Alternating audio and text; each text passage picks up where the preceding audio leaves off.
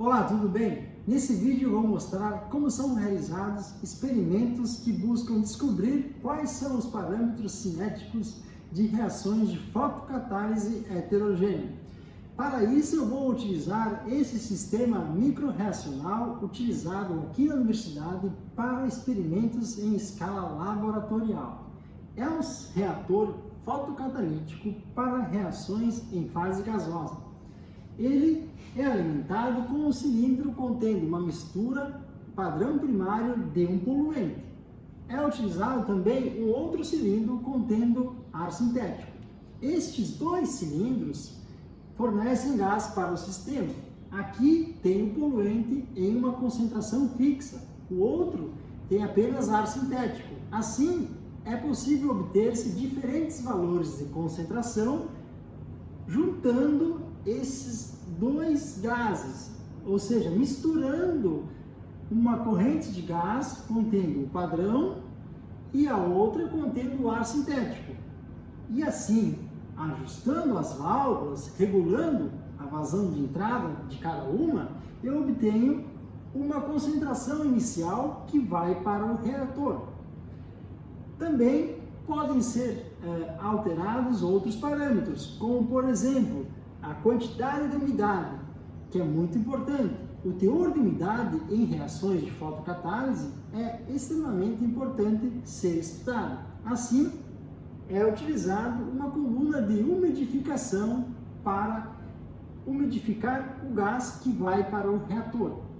Também podem ser estudados outros parâmetros, como a vazão volumétrica. A vazão volumétrica ela vai permitir o estudo do tempo de residência. O tempo de residência é fundamental para saber qual é o efeito da permanência do gás dentro do reator na conversão ou na eficiência desta reação. Assim, é necessário estudar diferentes valores de tempo de residência, ou seja, diferentes valores de vazão volumétrica para descobrir qual é o efeito na conversão. Também são estudados outros parâmetros que na fotocatálise são muito importantes, como a intensidade da radiação luminosa que vai incidir no fotocatalisador. Podem ser utilizados então também diferentes tipos de lâmpadas com diferentes comprimentos de onda, tanto no visível quanto no ultravioleta. Outro parâmetro que pode ser alternado é a intensidade da luz. A intensidade da luz, de acordo com a lei de Beer-Lambert, ela vai variar em função da distância da lâmpada até a superfície do fotocatalisador. Ou seja, então, por exemplo, quanto mais próximo, maior a intensidade luminosa, e quanto mais longe, menor. Então eu posso pegar, por exemplo, 3 ou 4 distâncias e fazer diferentes experimentos. Então aqui eu já falei de diversos parâmetros. Por exemplo, eu já falei da concentração inicial, do tempo de residência, da umidade, da intensidade luminosa, do tipo de lâmpada. Também podemos estudar o tipo de fotocatalisador que vai ser empregado nesses experimentos. Geralmente são utilizados fotocatalisadores à base de dióxido de titânio, que é o mais comum e mais utilizado atualmente. Também podem ser utilizados outras configurações de reator. Nesse sistema existe um microreator que utiliza princípios de microfluidodinâmica. É um chip que possui diversos microcanais minúsculos que maximizam a reação. A reação ela é maximizada pela grande relação área superficial e volume. Isso aumenta o número de colisões e também o contato do reagente com a superfície fotocataliticamente ativa. Para o processo de análise, ou seja, para uma reação típica, são realizados, primeiro, por 30 minutos, é realizada uma purga do sistema apenas com nitrogênio, fazendo uma limpeza de todo o sistema, toda a tubulação, gases, reator, tudo. Após, por mais 30 minutos, é passado unicamente ar sintético, também para fazer uma limpeza e remoção de outros gases.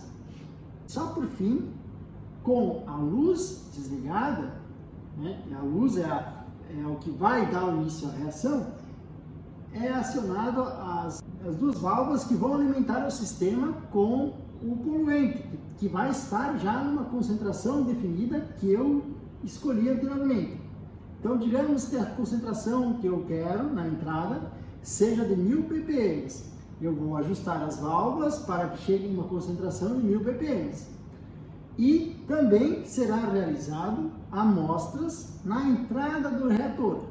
As coletas de amostras serão realizadas utilizando seringa do tipo Gastite. Eu vou retirar um volume que seja suficiente para realizar análise posterior em um equipamento. Também eu posso fazer o armazenamento em bags do tipo desse, que é um bag de polímero, que é muito utilizado para armazenamento e transporte de gases em pouco período. Então eu vou coletar aqui do reator e em seguida injetar dentro do recipiente que vai armazenar a amostra. Aí sim, essa amostra ela vai ser condicionada e levada até o laboratório que fará a análise. Então eu vou tirar amostras na entrada do reator até que esse valor de concentração seja constante. Aí sim, só em seguida eu irei acionar a lâmpada. A lâmpada vai ficar presa aqui nessa posição, sendo segurada com um suporte, e assim, quando eu ligar a lâmpada, vai iniciar a reação fotocatalítica propriamente dita. E na sequência serão retiradas amostras de gás da saída do reator, a fim de quantificar qual foi a conversão promovida por esse reator. Então, tendo-se a concentração na entrada e a concentração na saída, pode-se calcular qual foi a conversão desse sistema naquelas condições. Então, para um estudo cinético, vai ser feito um planejamento experimental estatístico, de modo que sejam variados os parâmetros para a obtenção de diferentes valores de conversão naquelas condições.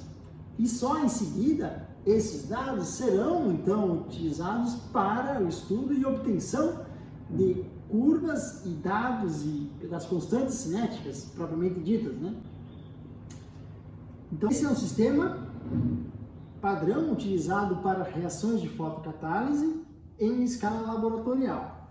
Note aqui que tem-se o tipo microchip.